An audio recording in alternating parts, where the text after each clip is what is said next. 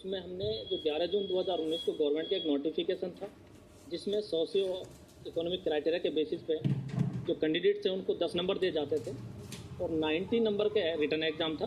तो इस तरह 100 नंबर का एग्ज़ाम होता था। तो जो 10 नंबर थे उनको उन्होंने इस तरह बाइफिकेट कर रखा था कि भाई जिसके परिवार में कोई गवर्नमेंट जॉब नहीं है तो 5 नंबर उसको मिलते थे, कोई विडो है तो 5 नंबर उसको मिलते थे, या कोई विमिक जाति का है तो 5 नंबर उसको मिलते थे, या किसी का कोई एक्सपीरियंस वगैरह है तो 1 ईयर का 0.5 एक्सपीरियंस मिलते थे। इस तरह करके ये 10 नंबर डिसाइड किए गए थे। तो इनको मिलाकर ही मेरिट लिस्ट प्रिपेयर की जाती थी। तो फिर जब इस सिलेक्शन प्रोसेस को पूरा किया गया तो कुछ ऐसे कैंडिडेट थे कि जिन्होंने रिटर्न एग्जाम के अंदर कंप्लीट यानी कि 19 में से 90 मार्क्स लिए, despite of that he was not selected, क्योंकि जिन लोगों के 90 नंबर थे उनको सोशियो इकोनॉमिक के कुछ मार्क्स मिल गए तो उनके नंबर 92, 93, 95 हो गए। तो जो कैंडिडेट 92, 93 ले गए और जिनको सोशियो इकोनॉमिक के बेनिफिट नहीं मिले और रिटर्न में 100% में से 100% लिया, इसके बावजूद भी उसका सिलेक्शन नहीं हुआ, तो उन्होंने हाई कोर्ट को चैलेंज किया कि जो नोटिफिकेशन है गवर्नमेंट का सोशियो इकोनॉमिक क्राइटेरिया का गलत है, ये अगेंस्ट द आर्टिकल 14, 15 और 16 के अगेंस्ट है, अगेंस्ट द मेरिट है। क्योंकि मेरिट जो सिलेक्शन का क्राइटेरिया है कि that to be find the meritorious candidate for the suitable candidate for a particular post. जब इस तरह के जो मेरिटोरियस कैंडिडेट है who are higher in the merit, who are the topper in their written examination, despite of that they could not be selected, तो it is totally against the rule, against the article 14 and 16 of the constitution of India. तो माननीय high court ने ये कहा है कि भाई जो नोटिफिकेशन है इसको क्वेश कर दिया गया, सेट असाइड कर दिया गया है।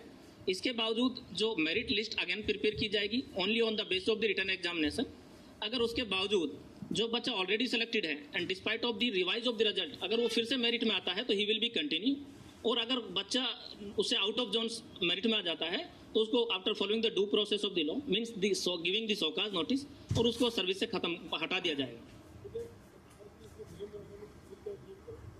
देखो सरकार का नियम जो मंशा थी मैं मानता हूँ वो ठीक हो सकती है कि भाई जो डिसएडवांटेज लोग हैं जिनके घर में कोई रोजगार नहीं है उस परिवार को, उस फैमिली को मतलब पुशअप करना, लेकिन इसमें जो 10 नंबर है ये बहुत जो गैप है वो काफ़ी बड़ा है, इसको कम किया जा सकता था।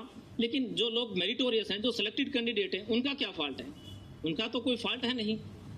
तो इस तरह करके जो पॉलिसी है इसको और मॉडिफाई किया जा सकता है। अगर गवर्नमेंट की नीयत ठीक है और उसको बेनिफिट देना चाहते हैं वीकर फैमिली को, वीकर कैंडिडेट को, और उनको अपलिफ्ट करना चाहते हैं, लेकिन इतने नंबर के साथ उसको एडजस्ट नहीं किया जा सकता। ये सूचना कब जारी हुई थी और कौन से ये तारीख के बाद पहुंची? देखो सर, ये जो नोटिफिकेशन था गवर्नमेंट का वो 11 जून 2019 का है, और 11 जून नोटिफिकेशन के ऑनवर्ड जितनी भी रिक्रूटमेंट HSC के द्वारा हुई हैं ये इसका इफेक्ट उन सभी पे आएगा सर।